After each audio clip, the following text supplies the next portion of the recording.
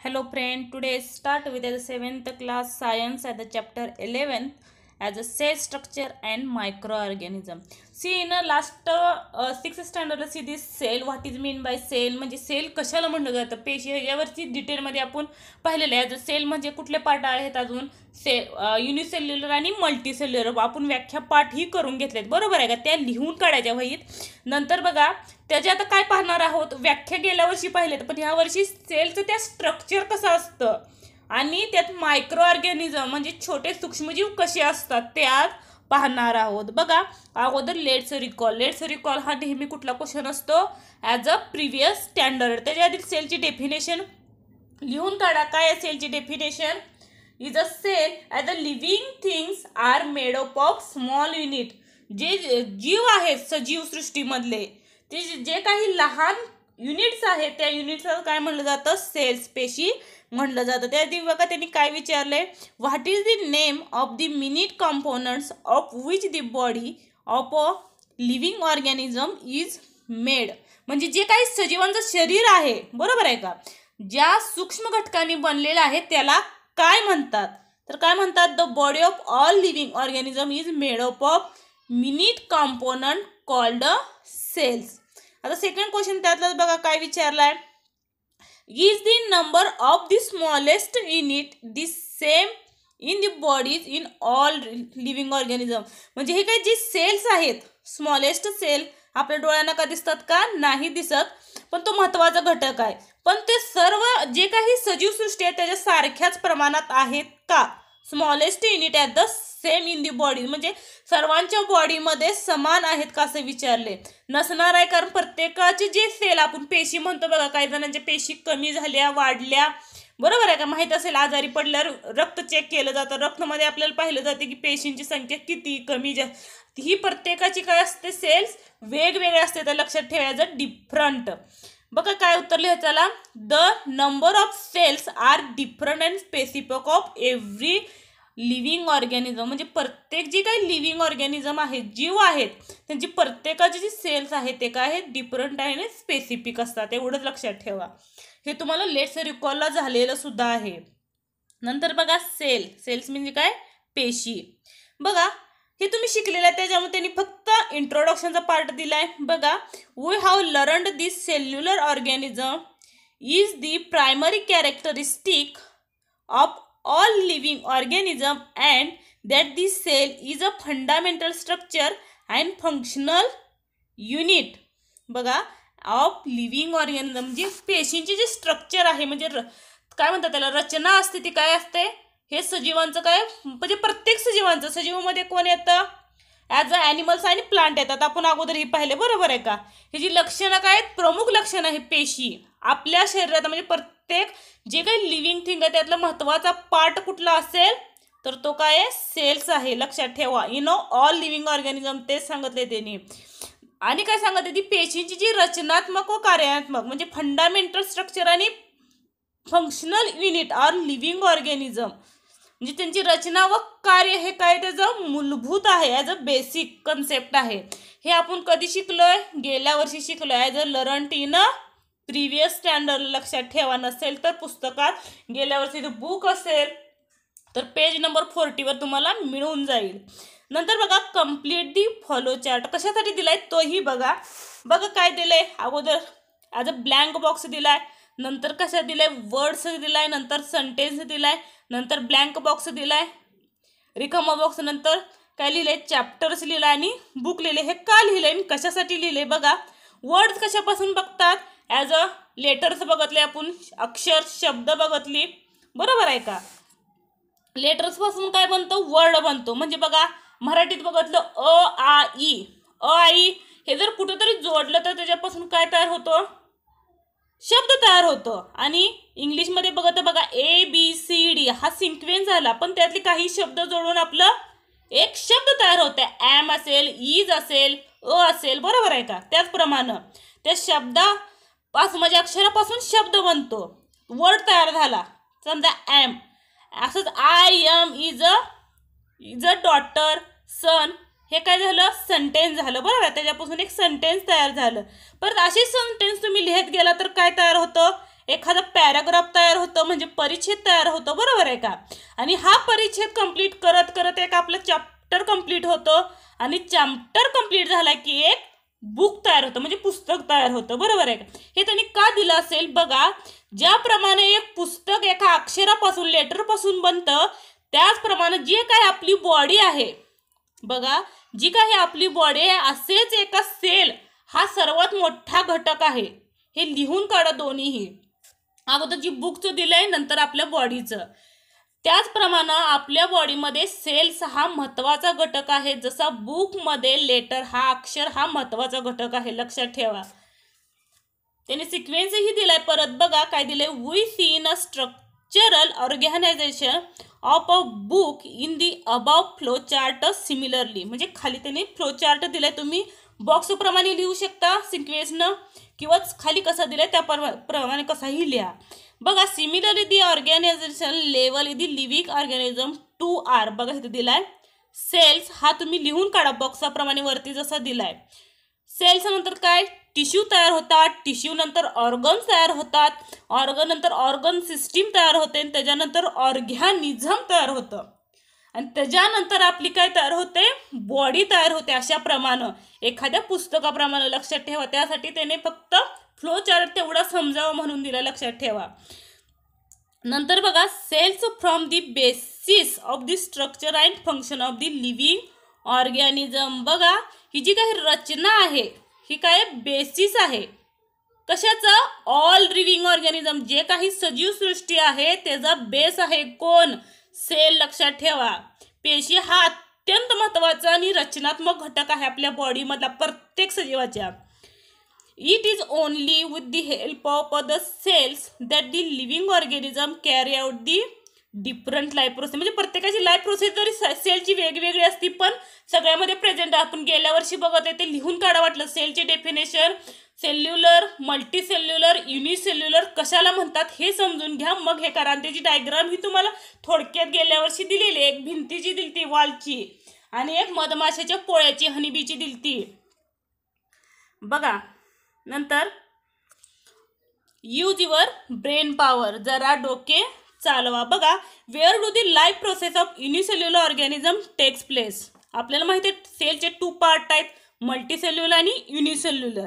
इथं काय विचारलंय, जी काही एक पेशी सजीवांची जीवनक्रिया कोठे होत असतं, त्याचा आन्सर तुम्ही शोधायचं, लिहून पाठवायचं. नसेल समजलं तर मला नंतर विचारा. बघा, ही आपली प्रोसेस अगोदर जशी वरती बॉक्स गेला, हा जो बॉक्स होता ह्या बॉक्साप्रमाणेच हे आपल्या शरीराची रचना आहे. बघा, अगोदर सेल्स अशा तयार एकमेकाला जोडल्या जाऊन परत टिश्यू तयार होतात, टिश्यू एकमेकामध्ये तयार होतो, ऑर्गन म्हणजे इंद्रिय तयार होतात, आणि ही इंद्रिय एकमेकात जोडले जाऊन ऑर्गन सिस्टीम तयार होते, आणि ही ऑर्गन सिस्टीम जोडली जाऊन बॉडी तयार होते. हे तुम्ही डायग्राम काढू शकता, तुमच्या फायद्यासाठीच आहे, कारण जेवढी तुम्ही डायग्राम हाताखाली घालाल तेवढं सोपं जाईल, काही अवघड नाहीये. नंतर बघा, ही कुठली प्रोसेस आहे बघा, डायग्राम कुठल्या, organization in a living organism, म्हणजे काय, सजीवातील संघटन कशा प्रकारे होतं. सर्वात इम्पॉर्टंट पॉईंट कुठला आहे, सेल्स, सेल नंतर टिश्यू, टिश्यू नंतर ऑर्गन, नंतर ऑर्गन सिस्टीम, नंतर बॉडी पार्ट किंवा बॉडी पूर्ण आपलं जे शरीर आहे ते. हे आकृती काढा आणि आकृतीला व्यवस्थित पेन्सिलनंच नावं द्या. नंतर बघा, ग्रेट सायंटिस्ट, म्हणजे हे काही शास्त्रज्ञ हो नाही, त्याने कोणीतरी शोध लावला असेल सेल्स कुठं असतात ते पहा. बघा, in 1665 a scientist Robert Hooke, हा सायंटिस्ट आहे, लिहून काढा, Robert Hooke, observe in a thin म्हणजे काय, अतिशय सूक्ष्म, थिक म्हणजे जाड, लक्षात ठेवा. त्यानं काय घेतलं रॉबर्ट हुकने, observe in a thin section of cork under a microscope. In a section he saw hexagonal compartment like those of bee hive. बघा, सेलचा शोध कुणी लावला पहिल्यांदा, रॉबर्ट हुक ह्यांनी लावला. त्यानं काय केलं, कॉर्कचं एक झाड घेतलं, त्या झाडाचं पातळ थीन असा काय घेतला, सेक्शन घेतला, सेक्शन म्हणजे काय, पार्ट घेतला त्याचा, आणि तो सेक्शन काय केला त्यानं, मायक्रोस्कोप खाली बघितला. आपल्या डोळ्यांना ते दिसत नाही सेल, लक्षात ठेवा, इतकं सूक्ष्म असतात. मग त्यानं काय केलं, त्या जेव्हा सूक्ष्मदर्शीच्या खाली पाहिलं, इथं दाखवले बघा सूक्ष्मदर्शी ॲज अ मायक्रोस्कोप, तेव्हा त्याला असं दिसून आलं की जी हनीबीचं एखादं कंपार्टमेंट हेक्झागोनल म्हणजे गेल्या वर्षी दाखवलं बघा हेक्झागोन, त्याप्रमाणे त्यांना ती रचना दिसली. कुणाला? रॉबर्ट हुकला. किंवा एखादी विटाची कशी रचना असते त्याप्रमाणे ती रचना त्याला दिसली. गेल्या वर्षीचं टाकते बघा साईडला बघा. नंतर बघा this term is derived from the Latin word. ते जे काही कंपार्टमेंट दिसलं त्याला हनीबी सारखं, हनीबी नाही बरं का, हनीबी सारखं त्याचं थिन सेक्शन दिसला. कशाचा? तो झाडाचा. त्यानं पातळ जो काही तुकडा घेतला तो हनीबीच्या तुकड्यासारखा दिसला, म्हणून त्यानं परत लॅटिन शब्दामध्ये सेल्ला दिला आणि त्याला स्मॉल रूम मध्ये पाहिलं आणि त्याला काय त्याच्यावरून काय नाव देण्यात आलं? सेल्स हे नाव देण्यात आलं. लक्षात ठेवा, पहिल्यांदा जर सेलचा कोणी शोध लावला असेल तर रॉबर्ट हुकने लावलं. त्यानं काय केलं? झाडाचा एक पातळ सेक्शन घेतला, तो सेक्शन त्यानं मायक्रोस्कोप खाली पाहिलं. त्या आकृतीमध्ये आता बघितलंय बघा, जसं एखाद्या मधमाशाचं पोळं कसं दिसतं, हनी हॅव म्हणजे जसं घर कसं दिसतं त्याप्रमाणे ते कंपार्टमेंट कशाचं दिसलं? त्या झाडाच्या पातळ तुकड्याचं, म्हणजे त्यालाच नाव दिलं लॅटिन शब्द काय म्हणलं जातं? सेला. नंतर बघा इन 1838 ॲज अ 2 सायंटिस्ट, नंतर रॉबर्ट हुकच्या झाल्यानंतर परत आणि त्याच्यावर काही प्रक्रिया केली असतील. कुणी? बघा कुठला सायंटिस्ट? 2 सायंटिस्ट आहेत, M J. Schleiden and Theodor Schwann. Formulated a theory about cellular structure which state. त्यांनी काय स्टेटमेंट मांडलं? कुणी? शेलेडियन आणि शॉन यांनी. बघा all the living organism are made up of cell. जे काही ऑल लिव्हिंग ऑर्गॅनिझम आहेत ते कशाचे बनलेले आहेत? मेड अप ऑफ सेलचे बनलेले आहे, म्हणजे पेशीचे बनलेले जे काही लिव्हिंग ऑर्गॅन. आणि काय म्हणले बघा त्यांनी? आणि the cell fundamental component of living organism. हे त्यांनी स्टेटमेंट मांडलं. कुणी? 2 scientist of age Schleiden, M J. Schleiden आणि थिओडोर शॉन यांनी हे स्टेटमेंट मांडले. लक्षात ठेवा. नंतर बघा त्याच्यानंतर in 1885 as a Rudolf Virchow stated all cells are formed from pre existing cell. म्हणजे जे काही पेशीमधून ते काही म्हणजे जन्म आहे, बॉर्न ते कुठे झाले असतील? अगोदर ते कुणाच्या तरी जीव असतील तेच कंटिन्यू म्हणजे पूर्वजापासून चाललेलं असं मत कुणी मांडलं? परत रुडोल्फ विरोचानी यांनी मांडले. हे सायंटिस्ट लिहून ठेवा फक्त एवढं लक्षात ठेवा की जो सेलचा जो पहिल्यांदा कुणी शोध लावला असेल तर रॉबर्ट हुक यांनी लावला. आणि कधी लावला? 1865ला लावला. हे विचारले जातं पेशीचा शोध कुणी लावला एवढंच विचारलं जातं, रॉबर्ट हुक यांनी. नंतरचा पार्ट बघा मेजरमेंट अँड ऑब्झर्वेशन. ही पूर्वीच्या काळी मायक्रोस्कोप वापरायचे. लक्षात ठेवा, ही जुन्या काळी म्हणजे मायक्रोस्कोप खाली पाहिलं जायचं. आणि हे आत्ताच्या नवीन ह्याच्यात आपल्या लॅबमध्ये तुम्हाला प्रयोगशाळेत बघायला मिळेल आणि पाहिलंही असेल. ही नवीन ह्याच्यातली मायक्रोस्कोप आहे, वरच्या साह्यानं पाहिलं जातं बघा. आयपीसेस और ऑक्युलर दिलेला आहे त्यांनी, आणि ऑब्जेक्टिव्ह लेन्स आणि स्टेजच्या खाली स्टेज दिलंय ना, ते स्टेज आकृतीमध्ये आहे, त्या स्टेजच्या वरती जी काही असेल ते ठेवायचं आणि तिथं मायक्रोस्कोप खाली म्हणून पाहिलं जातं. खाली काय आहे? बेस दिसतोय बघा, बेस पाशी इल्युमिनेटर दिसतोय. इल्युमिनेटरच्या सहाय्यानं ते म्हणजे मिरर असते एक प्रकारचे, ते मिररच्या सहाय्यानं ते व्यवस्थित दिसलं जातं बघा. पॉईंट आपला measurements and observation of cells. पेशीचे मोजमाप आणि निरीक्षण म्हणजे जे काही पेशी आहे त्याचं कसं मोजमाप केलं जातं हे सांगितले बघा. इन 1673 अँटोन व्हॅन लिओवॉकन हा सुद्धा सायंटिस्ट आहे, त्यानं फक्त मायक्रोस्कोपचा शोध लावलाय बघा. assembled a lens to construct a microscope. मायक्रोस्कोपचं कन्स्ट्रक्ट कोणी केलं? अँटन वॉन लिओवॉकन. He was first observe in a bacterial and protozoan cells under a microscope. ह्यानं पहिल्यांदा काय ऑब्झर्वेशन केलं की बॅक्टेरियल अँड प्रोटोझोन सेल्स हे फक्त कशाखाली दिसत? Under a microscope. मायक्रोस्कोप खाली दिसत. कारण आपल्या डोळ्यांना तुम्ही आज जे काही पाणी पाहता त्या पाण्यात हे किती सूक्ष्मजीव आहेत हे आपल्या डोळ्यांना दिसत नाही, पण जेव्हा तुम्ही मायक्रोस्कोप खाली पाहताला तेव्हा लाखोच्या संख्येने तुम्हाला त्यात काय दिसतील? बॅक्टेरिया असेल किंवा प्रोटोझोन असतील ते तुम्हाला सेल्स दिसून येतील मायक्रोस्कोप खाली. लक्षात ठेवा बघा. नंतर cells are extremely minute in size. म्हणजे पेशी काय असतात? अत्यंत सूक्ष्म असतात, ते आपल्या उघड्या डोळ्यांना दिसत नाही. म्हणून त्यांनी काय सांगितलंय? We cannot see cells in a naked eyes. Naked eye म्हणजे काय, जे काही आपले उघडे डोळे आहेत त्या उघड्या डोळ्यांनाही ते सूक्ष्मजीव दिसत नाही, फक्त ते मायक्रोस्कोप खालीच दिसून येतात बघा. आणि हे जे काही सेल्स आहेत ते कशामध्ये मोजले जातात, in a count in micrometre unit आहे. ज्याप्रमाणे सेंटीमीटर आहे, मिलीमीटर आहे, मीटर आहे, त्याचप्रमाणे फक्त सेल्स मोजण्यासाठी मायक्रोमीटर आणि नॅनोमीटर हे युनिट वापरलं जातं. लक्षात ठेवा, सेल्स काउंट करण्यासाठी किंवा मोजण्यासाठी, मेजर करण्यासाठी कुठलं, मायक्रोमीटर आणि nanometre. There is a sizes, कारण इतके सूक्ष्म असतात ते, त्यासाठी ते युनिट वापरलं जातं. नंतर बघा, the compound microscope is used for observing cell. मायक्रोस्कोपचा यूज कशासाठी केला जातो, तर सेल म्हणजे पेशी पाहण्यासाठी केला जातो. And object on a glass slides magnified many times by the lens of the microscope. ज्यामुळे भिंगामुळे खाली दिले बघा इल्युमिनेटर आकृतीमध्ये दिसतं, ते काय आहे, त्याचा लेन्स आहेत. त्यानं काय केलं, जेव्हा भिंगामुळे काय होते, काचपटील वस्तू किती पटीने मोठी दिसते हे कळून येतं.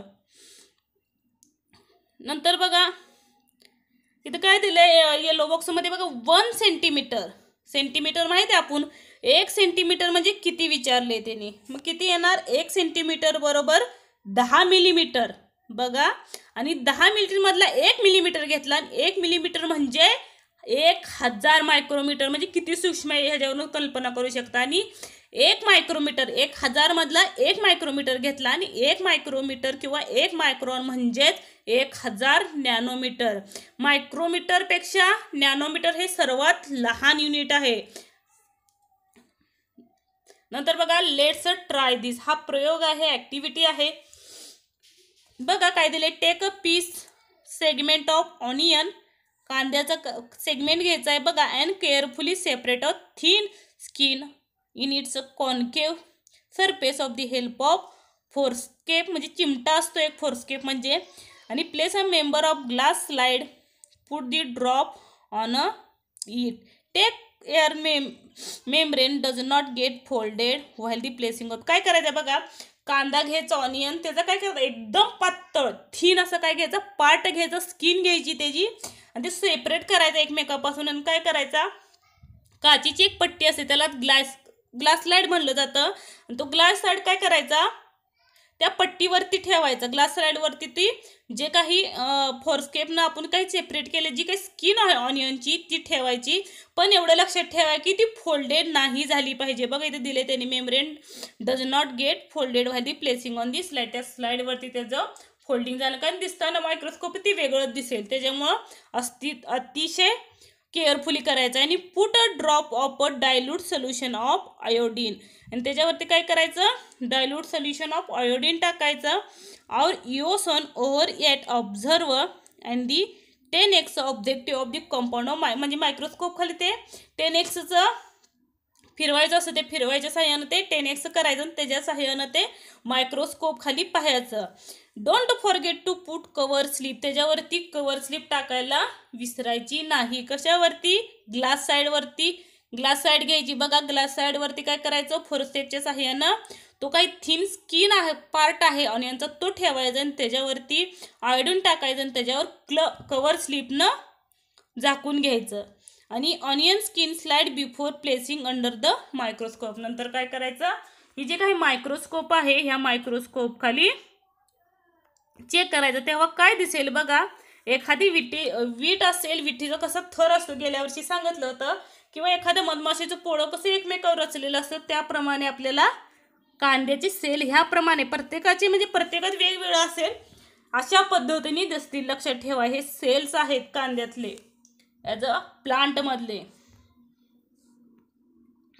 नंतर बघा काय सांगितलं, in the same way observe the cells from various part of plants like leaves, bark, root tips etcetera. Do your remember that list year as a head observation of amoeba, paramecium that the found in a water.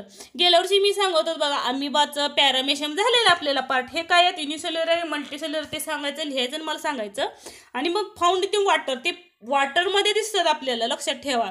आणि ते आपल्या डोळ्याला दिसत नाही. जेव्हा तुम्ही microscope खाली दिसताल तेव्हा लाखोच्या संख्येने दिसतील, एक थेंब वॉटरमध्ये, लक्षात ठेवा. इथं दिले फाउंड इन वॉटरमध्ये असतात ते. नंतर बघा, can you tell are the cells that observed all alike. तुम्ही निरीक्षण केलेल्या विविध पेशी एकसारख्याच आहेत का? हा चॅप्टर शिकवल्यानंतर तुम्हाला समजलं असेल की पेशी एकसारख्या आहेत का नाही ते. व्हॉट इज देअर स्ट्रक्चर, त्याची रचना कशी आहे. हे गेल्या वर्षी झाले, मी आत्ताही सांगते, हे तुम्ही स्वतः लिहा आणि नसेल क्वेश्चन समजलं तरी मला विचारा. नंतर बघा, कमेंट बॉक्स आहे त्याच्यामध्ये विचारा. नंतर काय विचारले, व्हॉट आर दी शेप, आणि त्यांचा आकार कसा आहे हे तुम्ही लिहून मला कमेंट करा, नसेल तर आपल्या व्हॉट्सअपला विचारा. नंतर बघा, सेल साईज, पेशींचा आकार. विविध पेशींचे आकार आहेत बघा. There is a great variation in the shape of the cell, म्हणजे बऱ्याचशा व्हरायटी आहेत किंवा त्याची विविधता आकारामध्ये आहे हे त्यांनी सांगितले सेलमध्ये. Their shapes are mainly related to their function, त्याचं शेपशी रिलेटेड फंक्शन आहे, कार्य. ऑब्झर्व म्हणजे जसा आकार आहे, लक्षात ठेवा, जसा आकार आहे त्याच्यानुसार त्याचं कार्य घडलं जातं.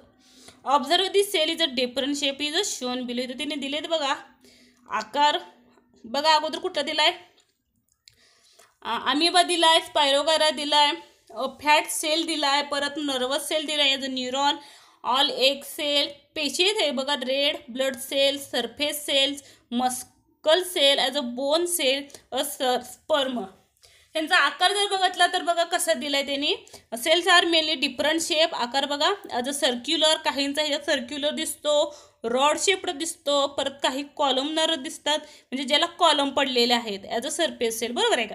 काही स्पायरल दिसतात, काही ओव्हल शेप दिसतात, तर काही रेक्टँग्युलर, असे बरेचसे शेप एक्सेट्रा आपल्याला दिसून येतात.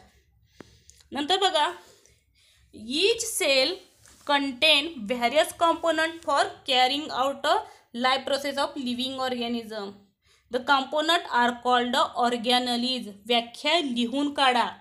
कुठली, ॲज अ पेशी अंगके, that means of organelles. Organelles कशाला म्हटलं जातं. Each cell contains various component for carrying out a life process of the living organism. This component are called as organelles.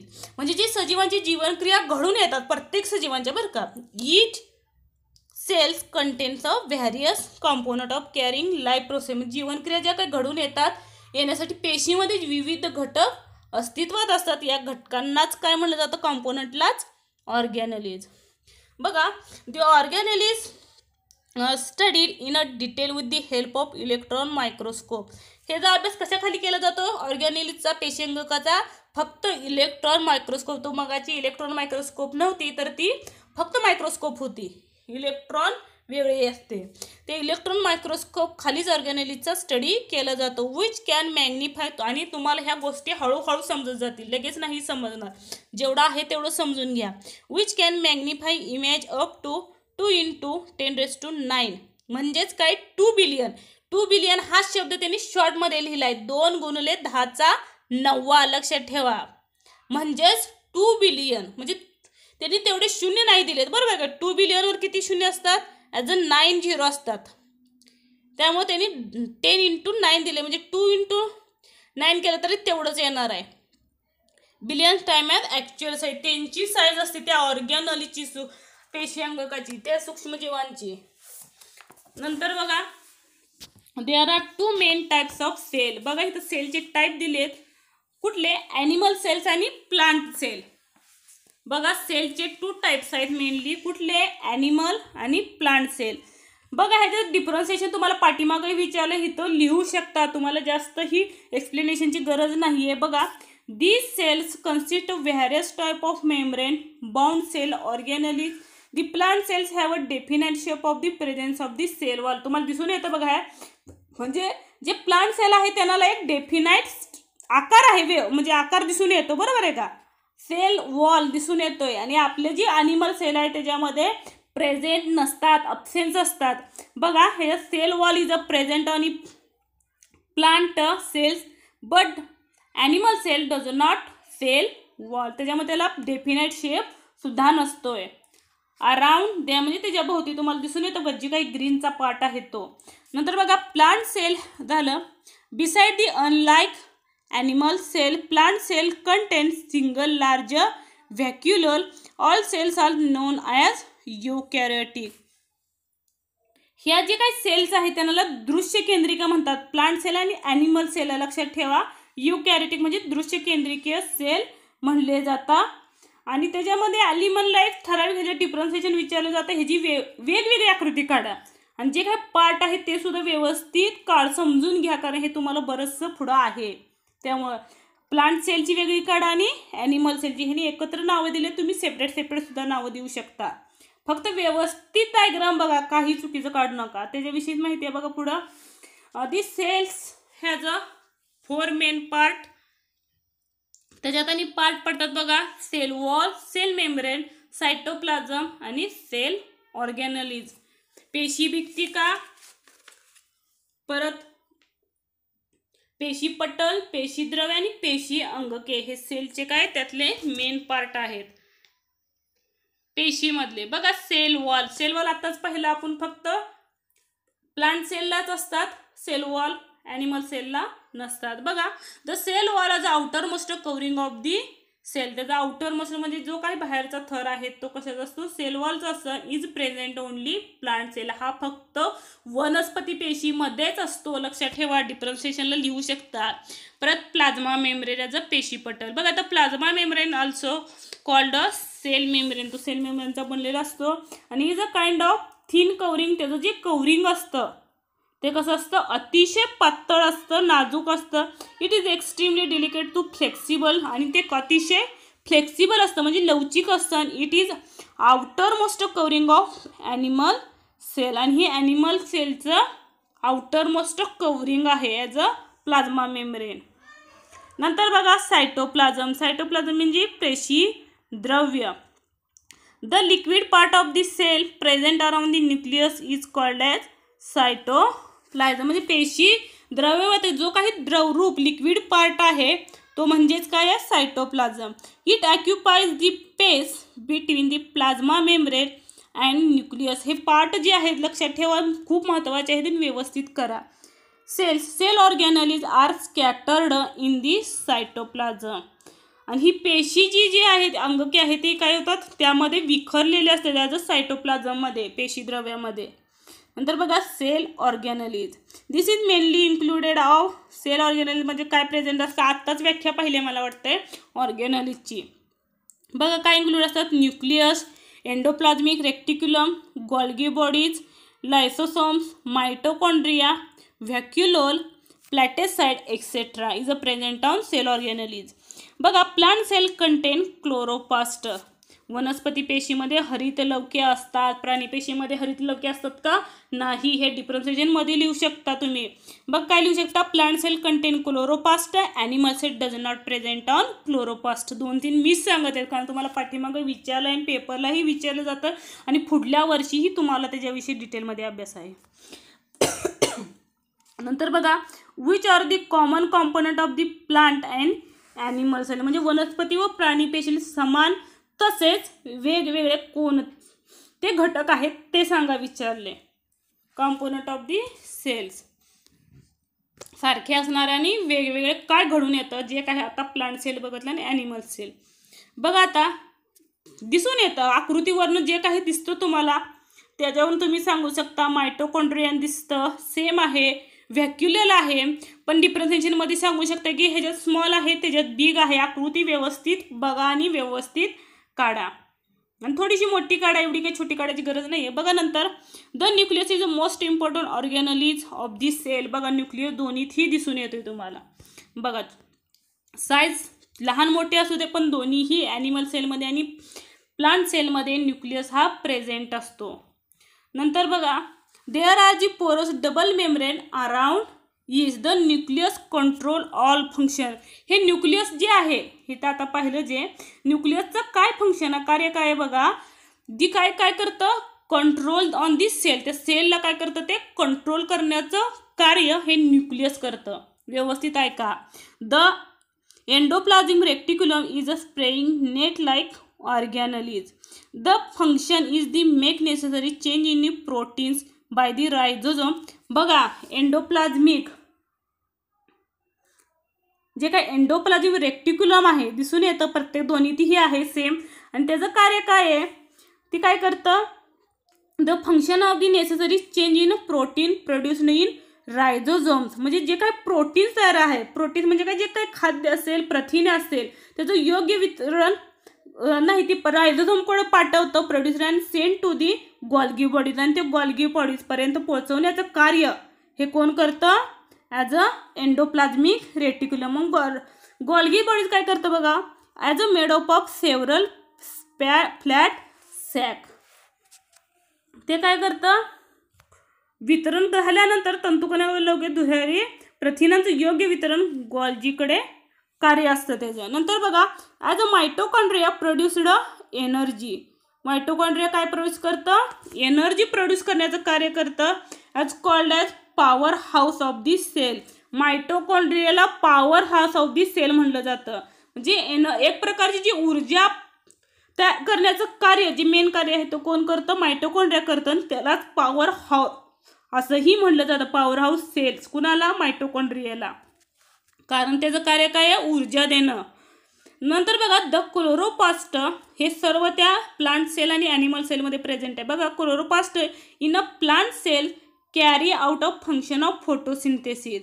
म्हणजे प्लांट सेलमध्ये क्लोरोप्लास्ट असतं ते कार्य काय करतं, फोटोसिंथेसिस. दॅट मीन्स प्रकाश संश्लेषण करण्याचं जे काही कार्य आहे तो कोण करतं, क्लोरोप्लास्ट करत असतं. दिसून येतं बघा क्लोरोप्लास्ट, हरितलवके. नंतर बघा, vacuole help throw the waste produce of the cell. Vacuole बघा, व्हॅक्युलो जे आहे, जे काही उरलेलं म्हणजे टाकाऊ पदार्थ, आपल्या शरीरातून जसा टाकाऊ पदार्थ बाहेर टाकला जातो तसं सेलमध्ये आपल्या शरीराचे जे सेल्स आहेत त्याच्यामध्ये आवश्यक जो घटक घेतं आणि अनावश्यक घटक बाहेर टाकण्याचं जे कार्य आहे ते कोण करतं, व्हॅक्युलो करत असतं. बघा, vacuole throw out the waste product of the cell. सेलमध्ये जे काही वेस्ट प्रोडक्ट आहे, जसं आपल्या शरीरातून टाकाऊ पदार्थ बाहेर टाकतो तसं सेलमधनं बाहेर टाकण्याचं कार्य व्हॅक्युलो करत असतं. नंतर बघा, हे व्हॅक्युलो इन अ ॲनिमल स्मॉल. बघा, व्हॅक्युलो जे आहे ते ॲनिमल सेलमध्ये स्मॉल असतं, whereas only one large vacuole on plant cell. Plant सेलमध्ये मोठं व्हॅक्युलो असतं, आकृतीवरनं दिसतं. बघा, हे जे काही मोठं आहे ज्याच्यामध्ये ते व्हॅक्युलो आहे आणि ॲनिमल सेलमध्ये स्मॉल असतं. लक्षात ठेवा, कारण हे डिफरन्सिएशनमध्ये तुम्ही लिहू शकता. नंतर बघा, अभ्यास तुम्हाला दुसरा, यूज युअर ब्रेन पॉवर लिहू शकता. How do the cells acquire definite shape. म्हणजे पेशींना निश्चित आकार कशामुळे प्राप्त होतो, जे काही आता शिकलो त्याच्यावरून सांगू शकता. नंतर बघा, how are the cell protected. म्हणजे पेशीचं संरक्षण कशामुळे होतं, झालंय आता. नंतर बघा, what are the need of the cell. पेशींचे गरजा कोणत्या आहेत हे तुम्ही लिहा. ह्याच्यावरती टेस्ट घेतली जाईल, त्याचा अभ्यास करा. व्हिडिओ आवडल्यास लाईक करा, सबस्क्राईब करा आणि कमेंट करायला विसरू नका. Thank you very much.